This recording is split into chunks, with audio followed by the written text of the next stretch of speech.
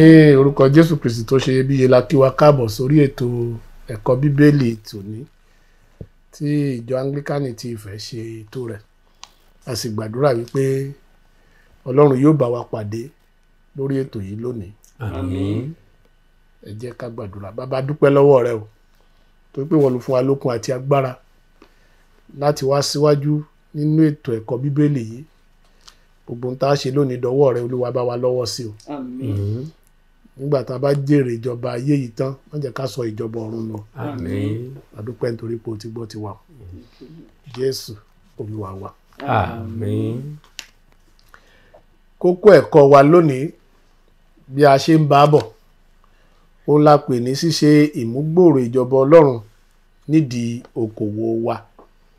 Ṣíṣe ìmúgbòòrò ìjọba Ọlọ́run nídìí okòwò wa. Ká tó lọ sórí ẹ̀kọ́ yìí, mo fẹ́ kí àwọn olùjíròrò káàbọ̀ sórí ètò yìí. Màmá wa, màmá Ọpẹ́ Olúwa aya Ọ̀pápéjú, ẹ káàbọ̀ sórí ètò yìí o. Ṣé dáadáa lẹ dé o? Olúwa ṣeun. Gbogbo ilé ńkọ́ o? A wà dáadáa. Ẹ káàbọ̀. Bẹ́ẹ̀ ni mò ń kí bàbá wa àlùfáà àgbà Fẹ́rẹ́bù Thomas Bọ̀dé Ọ̀ṣúnníyì, ẹ̀yin náà ẹ káàbọ̀ sórí ètò yìí o. Ẹ ṣeun olóòtú. Gbogbo ilé ńkọ́ o? Àlàáfíà la wà. Ẹ ṣe tá a pè yín tẹ́ sì jẹ́. Dúpẹ́. Ibi kíkà wa ó ní ìrere tí a tọwọ́ Mátíù kọ orí 6 ẹsẹ̀ ìkẹtàlélọ́gbọ̀n. Màmá ẹ bá wa kà. Ṣùgbọ́n ẹ tètè máa wá ìjọba Ọlọ́run náà àti òdodo rẹ̀, gbogbo nǹkan wọ̀nyí ni a ó sì fi kún un fún yín. Èyí ni ọ̀rọ̀ Olúwa. Ọpẹ́ ni fún Olúwa. Èròǹgbà wa lónìí ni láti jẹ́ kí ó yí òye bí a ṣe lè ṣe àmúgbòòrò ìjọba Ọlọ́run nídìí okòwò tí a ń ṣe yé Kìrìsìtẹ́nì yékéyéké. Bí òye àmúgbòòrò ìjọba Ọlọ́run nídìí okòwò wa bí a ṣe lè jẹ́ kó yé Kìrìsìtẹ́nì yékéyéké. Èròǹgbà wa lónìí. Ìkejì ni láti kọ́ wa bí a ṣe lè mú un lò, láti kọ́ wa bá a ṣe lè mú òye tá a bá ní náà bá a ṣe lè mú lò. Ìfáàrà wa. Ṣíṣe àmúgbòòrò ìjọba Ọlọ́run kò pín sí ẹ̀ka ìdáwọ́lé kan nínú ayé. Ó kó gbogbo ìdáwọ́lé wa já ni. Ìdí nìyí tí Kìrìsìtẹ́nì gbọ́dọ̀ fi kíyèsára nídìí okòwò wọn, pàápàá níbi ọjà títà. Ètò ọrọ̀ ajé ní orílẹ̀-èdè yìí kún fún oríṣiríṣi ìwà ìbàjẹ́ tó bẹ́ẹ̀ tí kò fi sí ìyàtọ̀ láàrin ìṣòwò ṣe nídìí owó àwọn Kìrìsìtẹ́nì àti ẹni tí kìí ṣe Kìrìsìtẹ́nì, nítorí èrè àjẹpajúdé, ẹ̀tàn àti àìṣòótọ́. Tí a bá fẹ́ kí okòwò wa jẹ́ èyí tí ó ń polongo ìjọba Ọlọ́run, a gbọ́dọ̀ ṣe àgbékalẹ̀ rẹ̀ nínú òtítọ́ ọ̀rọ̀ Ọlọ́run. Tí okòwò wa bá jẹ́ èyí tí ń ṣe àwọn nǹkan jáde, a gbọ́dọ̀ lo òṣùwọ̀n òtítọ́. Ohun tí a ń ṣe jáde sì gbọ́dọ̀ jẹ́ èyí tí ó pójú owó. A sì ní láti jẹ́ èyí tí ó yàgò fún èrè àjẹjù. Nígbà tí a bá ṣe èyí, okòwò wa tàbí ilé iṣẹ́ wa yóò jẹ́ àwòkọ́ṣe fún àwọn yòókù tí a jọ ń pèsè nǹkan kan náà. Ayé yóò sì rí wa bí Kìrìsìtẹ́nì tòótọ́. Ará nínú Olúwa, ètò ìmúgbòòrò ìjọba Ọlọ́run nídìí okòwò wa, bí a ṣe lè fi ìwà Kìrìsìtẹ́nì hàn, bí a ṣe lè pe èrò sí agbo Kristi, bá a ṣe lè jẹ́ kí ìjọba Ọlọ́run kó gbòòrò sí nídìí okòwò wa, òun là ń sọ̀rọ̀ lé lórí lónìí. Bẹ́ẹ̀ ni mo sì ń pè àkíyèsí wa sí gbogbo àwa tá a bá ní ìbéèrè láti béèrè. A lè pè tàbí ká tẹ àtẹ̀ránṣẹ́ sí ẹ̀rọ WhatsApp wa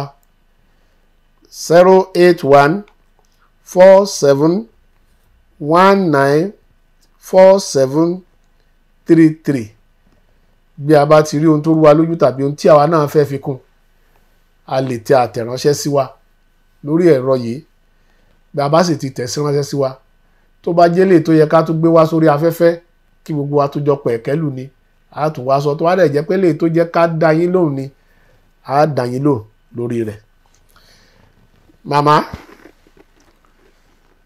ọ̀dọ̀ yín ni màá ti bẹ̀rẹ̀, àbí kí n tiẹ̀ kọ́kọ́ bẹ̀rẹ̀ lọ́dọ̀ bàbá gan. torí ọkùnrin la dé ọkọ la dé orí aya. Bàbá wa Ọ̀ṣúnníyè, kí ni ṣíṣe àmúgbòrò ìjọba Ọlọ́run nínú okòwò ẹni àti ọjà títà ti yé yín sí? Ẹ ṣé bàbá wa olóòtú. Kátiẹ̀ tó mú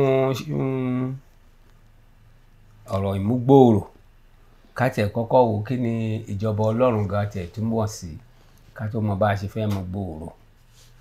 A rí wípé nígbà tí a bá ń sọ ìjọba Ọlọ́run, ibi tí a gbàgbọ́ wípé Ọlọ́run wà, pé Ọlọ́run gún wà sí, tá a ti lè rí ìfarahàn rẹ̀. A sì mọ̀ wípé tá a bá wò dáradára, ibi gbogbo ni Ọlọ́run wà. Ibi gbogbo la gbàgbọ́ wípé ó jẹ́ tiẹ̀. Bíbélì sọ pé ayé ó tiẹ̀ fi ṣe àpótí ìtìsẹ̀ rẹ̀, torí pé òun ló ní ohun gbogbo, òun ló dá ohun gbogbo. Tí ó náà nígbà tí a bá ti wo ohun tí ìjọba Ọlọ́run túmọ̀ sí, ó túmọ̀ sí pé kò síbi tí ò sí, kò síbi tí a ti ní òye pé Ọlọ́run wà ń bí. Níwọ̀n ìgbà tá a bá dẹ̀ ti mọ̀ wípé Ọlọ́run wà níbi gbogbo, ìyẹn túmọ̀ sí pé níbi ọjà wa, ọjà tá a lè máa tà, òwò kówò tá a bá máa ṣe, iṣẹ́kíṣẹ́ tá a bá máa ṣe, ibikíbi tá a bá ti máa ṣe, àkókò kákòókò tá a bá máa ṣe irú òwò àti iṣẹ́ bẹ́ẹ̀, Ọlọ́run ó wà níbẹ̀, torí pé òun ló ní ibi gbogbo. Láti wá mú ọ̀rọ̀ ìmúgbòòrò, ohun tí ó wà máa jẹ́ kí ìfarahàn àti ìwàláàyè Ọlọ́run kó di gbígbòòrò sí i, kó túbọ̀ di fífihàn sí, pàápàá fáwọn tó jẹ́ pé irúfẹ́ ìmọ̀ àti òye pé ibi gbogbo Ọlọ́run wà kò yé wọn. Wọ́n gbàgbọ́ wípé ó níbi tọ́lọ́run tó wà tá a ti lè rí, níjọ́kan láti lè rí, ibìkan láti lè rí. Ṣùgbọ́n láti lè jẹ́ kí gbogbo èèyàn mọ̀ àwọn irúfẹ́ àwọn bẹ́ẹ̀, ó wá túmọ̀ sí pé àwa tá a mọ̀ pé Ọlọ́run ló ní ìjọba ayé àti ibi gbogbo, àti pé ibi gbogbo ló wà. Ohun gbogbo tá a bá wá fẹ́ ṣe, ó gbọ́dọ̀ jẹ́ kí a lè ṣe ìfihàn ìwàláàyè Ọlọ́run kó jí fífi fún gbogbo àwọn ènìyàn. Ìyẹn ni pé à ń mú gbòòrò sí nìyẹn. Bàbá ti ń fọlọ́run sí, ìjọba rẹ̀ náà máa di fífihàn ní ayé àwọn ènìyàn. Ẹ ṣeun màmá wa, màmá Ọ̀pápéjú, kí ni ẹ rí sọ sí ọ̀rọ̀ yìí? Báwo ló ṣe yé yín sí ọ̀rọ̀ ìmúgbòòrò ìjọba Ọlọ́run nínú okòwò wa yìí? Ó ti di dandan ipe kí a mú ọ̀rọ̀ Ọlọ́run, ká mú ìjọba Ọlọ́run kó gbòòrò, kó dédi ọjà wa. Kì í ṣe kí ìjọba Ọlọ́run kàn dúró sí inú ilé ìjọsìn, kó jẹ́ ìjọ tá a bá ti lọ jọ́sìn nìkan ni ìjọba Ọlọ́run wà. A gbọ́dọ̀ ru ìjọba Ọlọ́run dédi ọjà wa, torí pé tí a bá rù débẹ̀, ó túmọ̀ sí pé ìjọba èṣù ló máa gbà ṣàkóso ìdí ọjà wa. Ìjọba ìrẹ́jẹ, ìjọba túkanmọ́kan, ìjọba òǹrorò, ìjọba ìfìyàjẹni, ìjọba mú ayé kíkorò. Ṣùgbọ́n tá a bá mú ìjọba Ọlọ́run débẹ̀, àánú Ọlọ́run á débẹ̀, àánú àwọn èèyàn á máa ṣe wá. Tá a bá tiẹ̀ ń tajà wípé bí nǹkan ṣe le tó yìí, ó tún ṣe ń rí bí kọwọ́ bọ̀. Ìjọba Ọlọ́run ó gbọ́dọ̀ dédi ọjà wa, ó gbọ́dọ̀ dé bá a ti ṣe ń sọ̀rọ̀ nídìí ọjà, ó gbọ́dọ̀ dé bá a ṣe ń wọṣọ nídìí ọjà, bá a ṣe ń hùwà. A gbọ́dọ̀ ru Jésù dé ìdí ọjà wa. Ìyẹn ló jẹ́ pé ńgbà tí inú Iṣẹ́ àwọn Àpọ́stólì orí 11 ẹsẹ̀ 26, a rí pé wọ́n sọ pé àwọn èèyàn wọ̀nyí Kìrìsìtẹ́nì ni wọ́n, nítorí pé wọ́n ru ìjọba Ọlọ́run dé gbogbo ìlú tí wọ́n ń lọ. Kristi lára wọn. Yes. Ẹ ṣeun.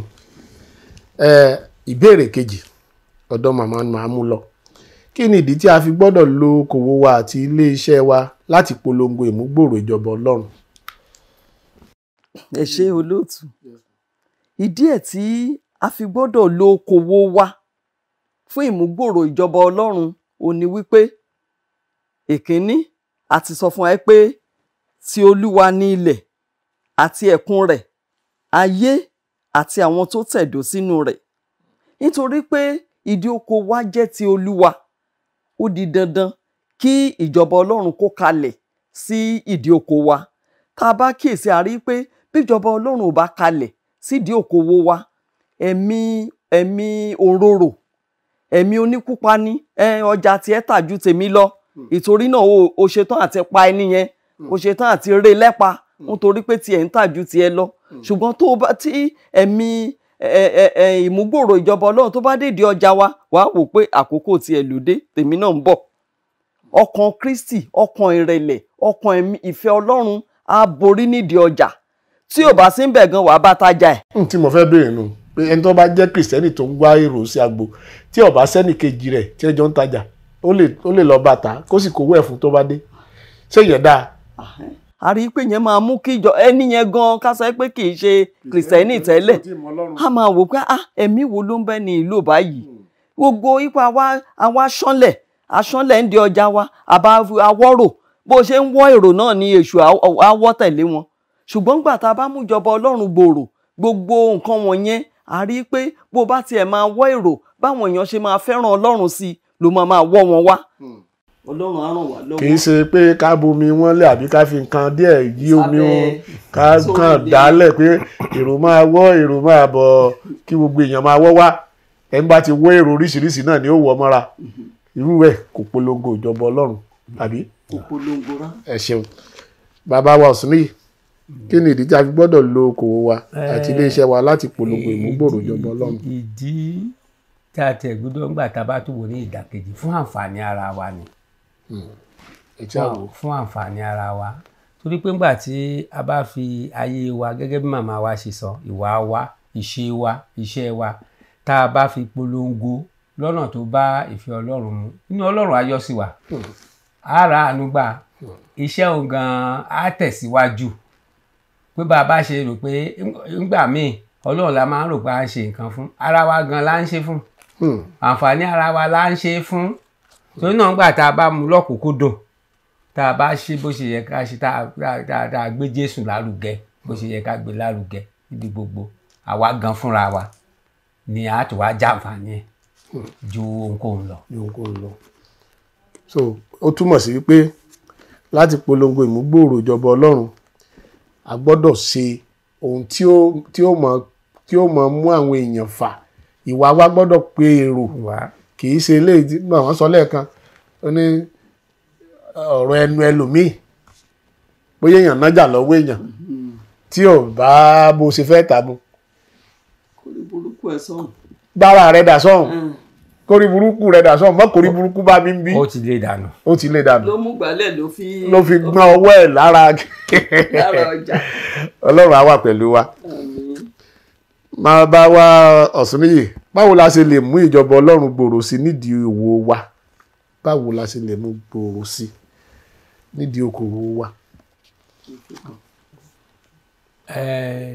Gẹ́gẹ́ bí àwọn ẹsẹ̀ ọ̀rọ̀ Bíbélì bíi mélòó kan tí wọ́n fi fún wa ń bì, bí a bá wo Róòmù yẹn orí 14, tá a wo ẹsẹ̀ 17 ń bẹ̀, ó ní nítorí ìjọba Ọlọ́run kì í ṣe jíjẹ àti mímu, bí kò ṣe òdodo àti àlàáfíà àti ayọ̀ nínú ẹ̀mí mímọ́. Nígbà tí a bá wo àwọn kókó ohun tán fi hàn wá ń bẹ̀ yẹn, àti rí ọ̀nà tí àti mú ìjọba Ọlọ́run gbòòrò nídìí òwò wa. Ìlépa òdodo ó ṣe pàtàkì. A dẹ̀ rí i pé ọgbọ́n àìṣòdodo àìṣòótọ́ ó ti gbilé gboko nídìí òwò lẹ́nu iṣẹ́ lákòókò tá a wà yìí. Èyí tó jẹ́ pé kò ti fi ọlá, kò fi ìyìn fún Ọlọ́run. Torí pé ẹni tó ibi tó ti ṣe gbàdúrà tán ní ìṣẹ́jú kan ní ìṣẹ́jú méjì tó wọ bẹ̀ pé ó fẹ́ rajà, tó jẹ́ pé ọ̀tọ̀ ní nǹkan tó fi ń lọ ẹ̀. Ti wò wípé bẹ́ẹ̀ wọ̀n yẹn bá kọnu sílùú ẹni bẹ́ẹ̀ tó bá ní wá fàáyé ẹ̀fọ́ Jésù á ní ìbò. Ẹni tó lọ tó ta panàdà ọjà fún, ẹni tó ọjà tó yẹ kó tà yẹ kan tó mọ̀ pé kinní kan tó rẹ mọ́lẹ̀ àti bẹ́ẹ̀ bẹ́ẹ̀ lọ. Ọjà tó jẹ́ pé ó yẹ kó tà lógidì tó fomi là kò ní ṣe, ṣùgbọ́n tó bá jẹ́ tó dodo bá farahàn, a rí wípé ó di dandan kí ìjọba Ọlọ́run kó ṣe kí ni o, kó bẹ̀rẹ̀ sí gbòòrò sí. Bákan náà ni àlàáfíà, gẹ́gẹ́ bẹ́ẹ̀ ṣe sọ lẹ́ẹ̀kan, ẹnikẹ́ni tó bá gba àlàáfíà láàyè tí ìṣó ní jàgídíjàgan tán ti ẹ̀ṣẹ́ tí abánirajà abániṣiṣẹ́ pọ̀ tán tiẹ̀ sọ̀rọ̀ òdì sí tán tiẹ̀ bú ṣùgbọ́n tó ń sọ́nà àlàáfíà wọ́n á wò pé irú èèyàn wo leléyìí àti ẹ̀gbọ́n àti ẹ̀tẹ́ àti ẹ̀bá kò kàn tí ẹ̀ ṣe kíní kan nǹkan kan láti wà ní ayé ẹni yìí tó yàtọ̀ bẹ́ẹ̀ náà sì ni irú ayé ẹni bẹ́ẹ̀ náà tó bá fi ohun tí ń ṣe orísun ayọ̀ rí pé wọ́n dẹ̀ sọ pé wọ́n ní ayọ̀ nínú ẹ̀mí mímọ́ yẹn pé láti gba ẹ̀mí mímọ́ láàyè láti máa tọ́ wa sọ́nà orísun àti jẹ́ kí ìjọba Ọlọ́run kó ṣe kí ni o kó gbòòrò sí náà lélẹ̀. ẹ ṣeun màmá Ọ̀pápéjú báwo la ṣe lè mú ìjọba Ọlọ́run gbòòrò sí nídìí òwò wa. Títù orí kejì ẹsẹ̀ keje ó tẹnumọ́ pé nínú gbogbo máa fi ara rẹ hàn ní àpẹẹrẹ iṣẹ́ rere nínú ẹ̀kọ́ máa fi àìṣèbàjẹ́ hàn ìwà àgbà. Sàrí pé nídìí òwò wa mo rántí ní àárín ọdún yìí ọmọ kan wá ra ọjà ní ṣọ́ọ̀bù wa bí mo ṣe rí ọmọ yẹn ojú ẹ̀ mo rí pé àfi bí ìgbà tí Sátánì kọ ikú sójú ẹ̀ ara ẹ̀ ò yá gan-an. Mo ní ìwọ ọmọdé ó lóun tiẹ̀ ló tó máa fi ra oògùn mo bá sáré wọlé mo lọ lékejì wa mo gé lemongrass mo dẹ̀ tún wá olóbíso ẹ̀yìn olóbe mo ṣáà gé méjèèjì mo ní kó lọ sí mi tiẹ̀ bá sọ̀rọ̀ Ọlọ́run mo kàn ṣáà ní ó yá kó lọ sí nígbà tó dijọ́ kẹta ló wá ara ẹ̀ ti yá inú ẹ̀ dùn gan mo wá wàásù sí ló dẹ̀ pinnu pé òun àfàyè òun fún Jésù lẹ́yìn ó ti ń bá wa lọ sí church. So mo rí ìjọba ọ̀run gbòòrò sí báwọn. inú èmi náà dùn wípé so Ọlọ́run gan ó lè lò wá nídìí ọjà wa tá a bá ya ojú wa pé kì í ṣe ọjà yẹn gan ló kọ́ ṣe pàtàkì nítorí pé orí ọ̀fẹ́ Ọlọ́run la ní ta fi rọ́jà tà. So Bíbélì dẹ̀ sọ pé ìgbé ayé wa gan kò wà nípa jíjẹ àti mímu nìkan àti jẹ àti mu iná ni ẹjẹ́ àfọ̀rọ̀ oníṣọ́ọ̀ṣì lẹ̀ ẹjẹ́ àfọ̀rọ̀ Ọlọ́run lẹ̀ ẹjẹ́ bá a ṣe máa jẹ àti mu. Mélòó ló wà lọ́sípítù tó jẹ́ pé wọ́n rántí àti jẹ àti tó jẹ́ pé àdúrà oúnjẹ lọ lọ́fun ni. So a gbọ́dọ̀ máa kíyèsí pé àti ṣeṣẹ́ Ọlọ́run yẹn kọ́ ṣe àkọ́kọ́ ó ní tètè kọ́ ṣe tèmi náà ó ní gbogbo yòókù á di ṣíṣe Ọlọ́run á ràn wá lọ́wọ́. So bí mo bá gbọ́ yín dáadáa màmá èèyàn wá rajà lọ́dọ̀ yín ẹ wá wojú ẹ̀ wípé àìsàn ń ṣe ọ̀dàn ó wá sọ fún yín pé òun ò gbádùn ẹ sì wọlé lọ ẹ lọ já ewé fún ewé tíì pé kó gbómu tó bá délé ara rẹ̀ sì yá ó wá padà wá sẹ́rí wípé ń tẹ́ ẹ sí wọn bó bá jẹ́ pé inú ẹgbẹ́ òkùnkùn ló wà tẹ́lẹ̀ ó ti dọmọ Jésù ìjọba ọ̀run ti gbòòrò sí ẹ jẹ́ wá béèrè lọ́wọ́ yín péyàn bá wá dálé iṣẹ́ lẹ̀ tó jẹ́ wípé àwọn tó ń bá ṣiṣẹ́ yẹn kì í sanwó oṣù wọn tó sì jẹ́ wípé òun jèrè sápò àwọn tó ń làágùn owó ọ̀wọ́lé kò sanwó oṣù wọn ǹjẹ́ irú èèyàn bẹ́ẹ̀ lè pèrò sọ́kọ̀ Ọlọ́run. Kò lè pé o toró ní kó wọ ọ̀yà alágbàṣe kó má gbẹmọ lára ògùn alágbàṣe kò gbọ́dọ̀ gbẹ. So a rí pé kò tí ìyẹn wọ́n máa sá ni ibẹ̀ ló ti fẹ́ lọ ṣiṣẹ́ ó jẹ́ tètè wá bò mí lọ. o ò tí ì ríṣẹ́ o. o ì ríṣẹ́ o kò yá fìdí hẹ́ńbẹ̀ ni o. So ìjọba ọ̀run ò lè gbòòrò sí lọ́dọ̀ ru ẹni bẹ́ẹ̀. kó mọ fìná wàásùn irọ́ ló wà. Ibi tá a tiẹ̀ tún wò ní àkórí tòní níbi kíkà yẹn tó ní ká tètè wá jọ̀bọ̀ ọ̀run náà a rí pé ọ̀nà kan tó ṣe gbòógì ni o ní pé ká fi mímú ìjọba Ọlọ́run gbòòrò yìí ká fi ṣọ̀kúnkúndùn ká mú lọ́kùnkúndùn màmá wa ṣe sọ ká mú lọ́kùnkúndùn kó jẹ wá lógún ní gbogbo ọ̀nà pé ní gbogbo ìṣe àwọn olóyìnbó á ní ká máa lo 24/7 ìyẹn pé kó wà ní góńgó ọkàn wa ìyẹn á jẹ́ kókó nígbà tá a bá ti kọ́kọ́ wá ó ní ohun tó kù á ṣe kí ni o á fi kún ṣùgbọ́n ohun tó kù yẹn gan la ń wá báyìí wá ń ta fẹ́ fi kún. òun gan ló wá jẹ́ wàhálà torí ohun tá a ń wá gan kò tiẹ̀ ní wá tó wa lọ́wọ́ torí pé ètò yẹ ká kọ́kọ́ wá à ṣe kí ni o à wá. fi kẹ̀kẹ́ ṣáájú ẹ̀ sí. tí mo bá gbọ́ gbogbo alágbọ̀yé dáadáa lónìí n tá à ń sọ ni wípé ìwà àti ìṣe wa nínú okòwò wa ó gbọ́dọ̀ máa pe èrò sínú agbo Jésù. Ó gbọ́dọ̀ mú ìjọba ọ̀run kó gbòòrò sí i. Ìwà àti ìṣe wa kò gbọ́dọ̀ lé ènìyàn sá lára Jésù. Ẹlòmíràn wà tá a mọ̀ sí Ábígẹ́lì, ẹlòmíràn wà tá a mọ̀ ní Sámúsónì, tó sì jẹ́ pé ńgbà tí wọ́n bá déwájú rẹ̀, ìwà tí ó gbé jáde, ẹlòmíràn sọ pé tó bá jẹ́ pọ́lọ́run tí ẹni ń sìn ni ìní bá sìn. Irú ẹni bẹ́ẹ̀ ó ti mú ìjọba ọ̀run ó ti dínkù. Gẹ́gẹ́ bí Kìrìsìtẹ́nì, ìwà àti ìṣe wa nídìí okòwò wa ó gbọ́dọ̀ pe èrò wá. Ọ̀pọ̀lọpọ̀ wa ló jẹ́ pé nídìí okòwò wa múwámúwá ni kò sígbà. Kásà máa kó sá èmi mo wà ńbẹ̀. A ní ronú wípé Ọlọ́run máa ń wò wá. Ìwé Òwe orí 15 ẹsẹ̀ 3 ó ní ojú Olúwa wà níbi gbogbo, ó ń wo ẹni búburú àti ẹni rere. Tó bá jẹ́ pé ojú Olúwa wà ní gbogbo ibi gbogbo tá a rí ibi sá sí, kí ló dé tá a kúkú wá ṣe ìfẹ́ Ọlọ́run? Ká ṣe tí ó máa múnú Ọlọ́run dùn, ká pèrò sọ́kọ̀ Ọlọ́run. Ẹni tó bá ti pèrò sọ́kọ̀ Ọlọ́run ó ti jèrè. Irú ẹni bẹ́ẹ̀ bóyá commission wà tọ́lọ́run máa san àmọ́ bò báyá Ọlọ́run sì mọ̀ bó ṣe ń ṣe commission rẹ̀ fún yàn. Ó ti sọ ó ní ohun tó kù àáfikún. Àáfikún fún fara nínú Olúwa. A ti gbọ́ lónìí, bàbá àti màmá wọ́n ti bá wa sọ̀rọ̀ wípé ká jẹ́ kí ìwà àti ìṣe wa jẹ́ ohun tí ó pèrò sínú agbo Ọlọ́run, tí ìmúgbòòrò yóò fi dé bá ìjọba Ọlọ́run nínú okòwò wa. Ká má sọ wípé ọ̀pọ̀lọpọ̀ la máa ń sọ wípé chọ́ọ̀chì nìyẹn, ọjà nílé yìí, ó yàtọ̀ síra wọn, kò yàtọ̀ síra. Torí ojú Ọlọ́run ó wà níbi gbogbo, ó ń wo ẹni búburú àti ẹni rere. Orúkọ Jésù àní jẹ́ ẹni búburú, àmín, ẹni rere lẹ́nì kọ̀ọ̀kan wa máa jẹ́. àmín. Ọ̀rọ̀ ìparí. Gẹ́gẹ́ bí Kìrìsìtẹ́nì, a gbọ́dọ̀ ṣe àgbékalẹ̀ òwò wa ní ìbámu pẹ̀lú ọ̀rọ̀ Ọlọ́run.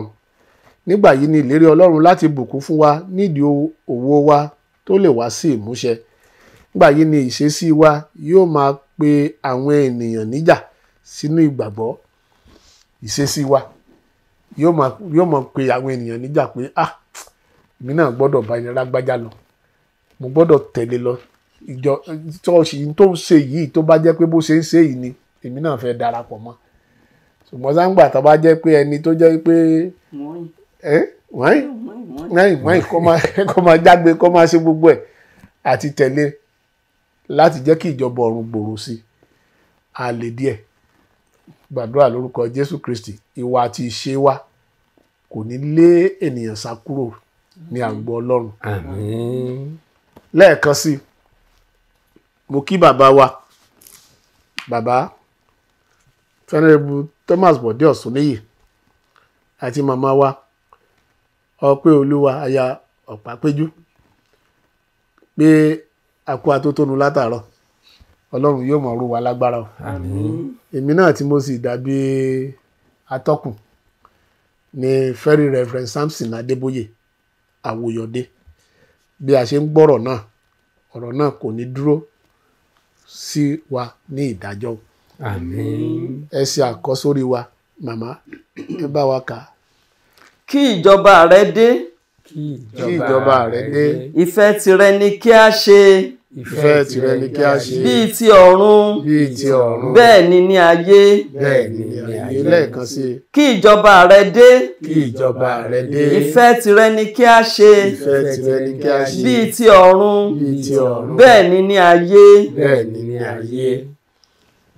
Ará nínú Olúwa, gbogbo ẹ̀yin tẹ́ ti gbọ́ ọ̀rọ̀ ìwàásù yìí, ẹ̀kọ́ Bíbélì yìí lónìí, mo gbàdúrà wípé ẹ ní gbọ́ sí ìdálẹ́bi o. Àmín. Gbogbo ibi tí a bá ti nílò láti ṣe àtúnṣe, láti pe èrò sínú agbo Ọlọ́run, láti mú ìjọba ọ̀run gbòòrò sí, ẹ jẹ́ ká gbìyànjú. Tí a bá rẹ́nikẹ́ni tó fẹ́ béèrè ìbéèrè tàbí tó fẹ́ fi kún, WhatsApp number wa ni mo pè ní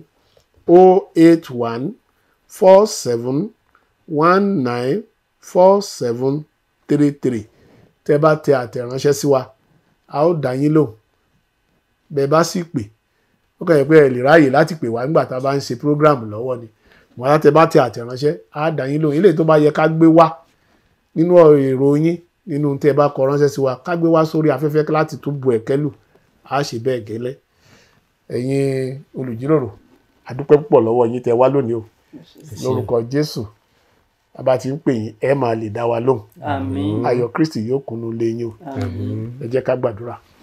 Bàbá olóore ọ̀fẹ́ jùlọ adúpẹ́ lọ́wọ́ yín o nítorí pé ẹ̀yin la fi bẹ̀rẹ̀ ètò yìí a sì dúpẹ́ nítorí pé ẹ ò fi wá sílẹ̀ nínú ètò náà ẹ gbàkóso gbogbo bá a ṣe wí lónìí agbára tá a fi ṣe àtúnṣe sí ìwà ẹni Olúwa gbé wo ẹnì kọ̀ọ̀kan ẹni tó ti gbọ́ ọ̀rọ̀ yìí lónìí o àmín ìjọba ọ̀run lèrè onígbàgbọ́ jẹ́ ká fi ìjọba ọ̀run rẹ̀ ṣèrè jẹ́ o àmín adúpẹ́ nítorí pé o ti gbọ́ tiwa o ní orúkọ Jésù Kristi Olúwa wa. àmín.